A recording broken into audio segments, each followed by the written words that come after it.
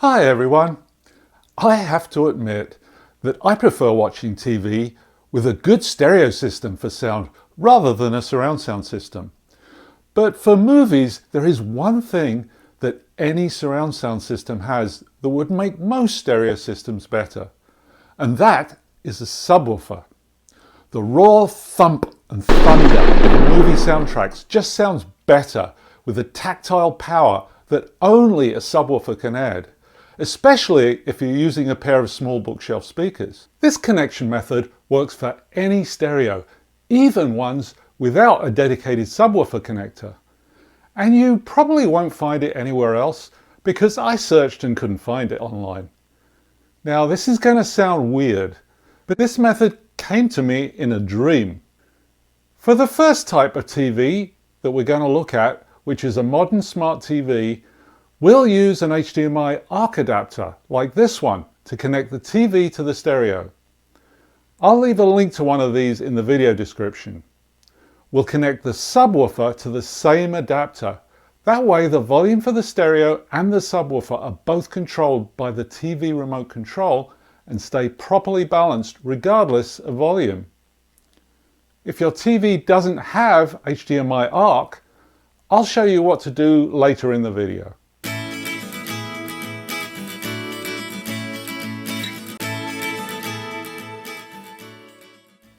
To connect both the stereo system and the subwoofer to an ARC adapter, we need two RCA Y cables like this.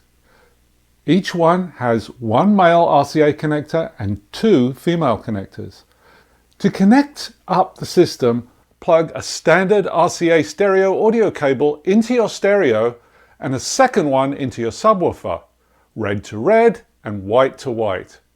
If your stereo has a 3.5mm AUX input jack instead of RCA connectors, then just use an RCA to 3.5mm cable to connect to the stereo.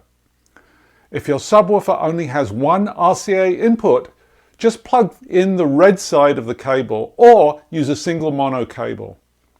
Next, take the red plugs from the other end of both cables and plug them into one of the Y cables. One of these red plugs will go to the white connector on the Y cable, which in this case is what we want. Now plug the other end of the Y cable into the red connector on the ARC adapter. Next, take the white plugs from the cables attached to the stereo and the subwoofer and plug them both into the second Y cable. Plug that Y cable into the white connector of the ARC adapter. If your subwoofer only has one RCA input, skip the second Y cable and plug the white side of the cable connected to your stereo directly to the white socket on the ARC adapter. Now connect an HDMI cable to the ARC adapter and connect the other end to the HDMI-ARC input on your TV. Finally, connect a USB power cable into the ARC adapter and plug the other end into a USB power source. To check that it all works, turn the subwoofer volume knob to about halfway. This knob is usually confusingly labelled gain. Turn the other controls on your subwoofer all the way clockwise. Turn the whole system on and check that sound comes from both the subwoofer and the stereo. It works!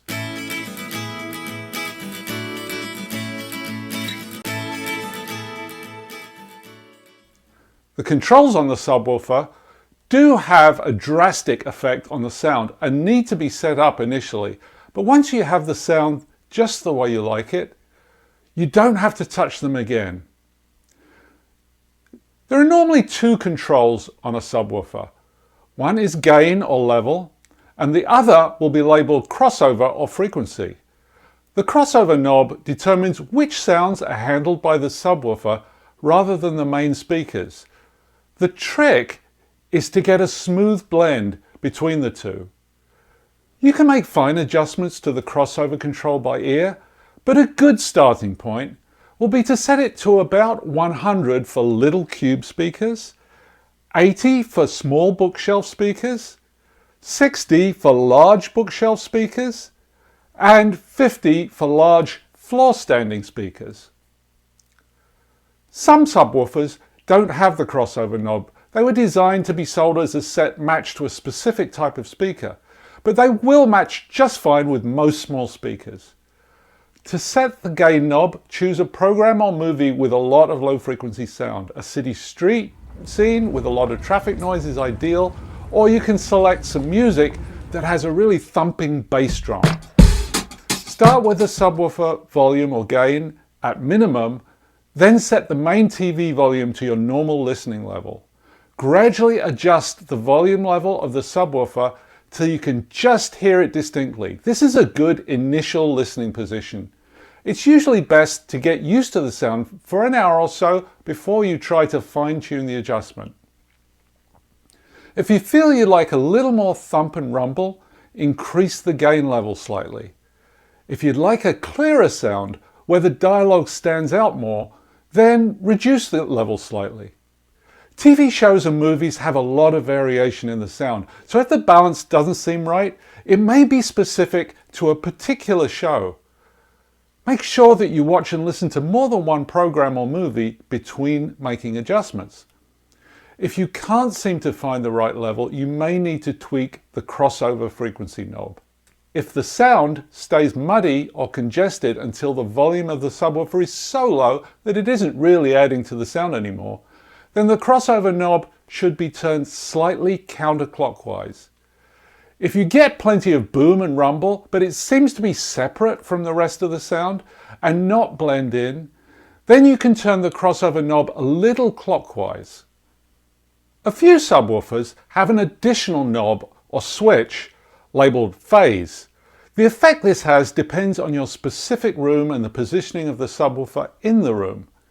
If you have this control, try adjusting it.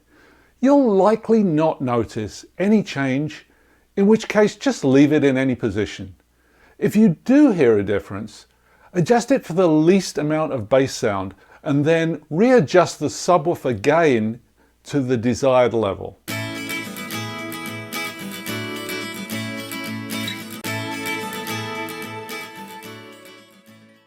If your TV doesn't have HDMI-ARC, but does have RCA audio outputs with the volume controlled by the TV remote, you may connect the RCA Y cables directly to the TV RCA connectors in exactly the same way as you connected them to the ARC adapter. If your TV doesn't have HDMI-ARC or RCA audio output, then use an optical to audio adapter with a remote volume control like this one. Connect the stereo and subwoofer exactly as for an ARC adapter. In this case, you'll need to use the optical adapter's remote control to adjust the TV volume rather than the TV remote. A subwoofer really does add drama to TV sound, and I hope you enjoy yours. The method I showed in this video works for sound that is coming from your TV. If you do have something else connected to your stereo, like a CD player, your CD sound will not activate the subwoofer. That's normally fine, in fact quite good, since the bookshelf speakers were designed to sound correctly balanced for music, which doesn't have as much very low frequency content as movie soundtracks. But if you do want the extra bass from those other sources, a different method may be best for you. If you like this video, then give me a thumbs up and subscribe. If you buy anything from the product links in the description, it won't cost you any more, but it helps to support the channel and is really appreciated. Thanks for watching, everyone.